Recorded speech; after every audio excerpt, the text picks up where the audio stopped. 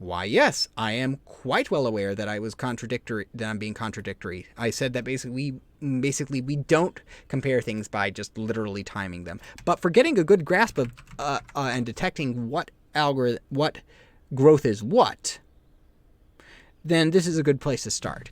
So you can time things on your computer, and it is useful to see that. You can do that by using a system command called system.currentTimeMillis, which returns a long. And let's go ahead and see what it gets us. So long start is equal to that, and we're going to print it out. Start. So run it. And we get this really big number. Let's thousands, millions, billions. So 1,500,000,000,000,000. What in the world am I timing anyway? Well, if we look at the documentation for this, it returns the current time in millisecond since midnight, January 1st, UTC, Universal Coordinated Time.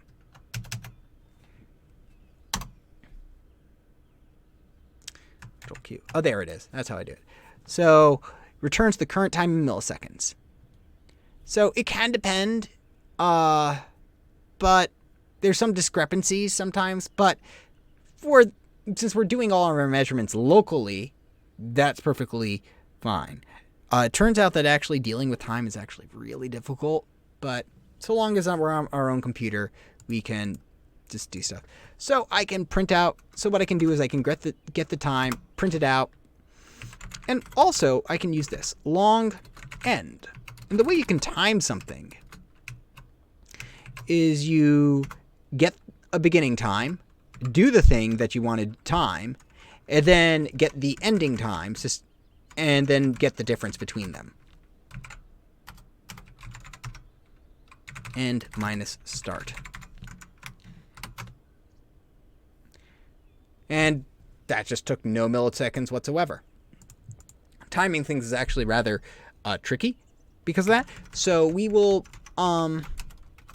because the computer runs so fast. We could get nanoseconds, but no.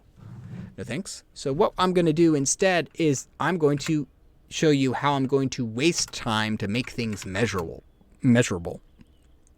so that we can see time go on.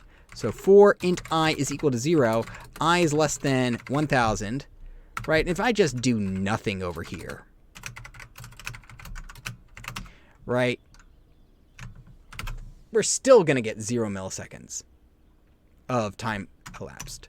So what I'm going to do is I'm going to use the print function. Now, you may have noticed that when you print a lot of things, your program goes smaller or goes slower. So what I'm going to use is the system.print function. Print just simply prints out stuff without putting a new line there, and I'm going to print out an empty string. Printing is an expensive operation, so I'm going to do it 1,000 times, and that should hopefully waste some time. 1 millisecond. There we go. 1 millisecond. And so now if I do it 10,000 times, 2 milliseconds. I thought it would take maybe 10. And it all depends on basically how the computer optimizes stuff. That's why the whole comparing it between computers is a bit of a tricky thing, especially when we get these low times and there's some variation between them. All right, so that is one way that I can add a amount of time, a delay in. So now what can I do with that? How is this going to help us? Well, I'm going to use this to time to show different examples of runtimes for the array list. All right.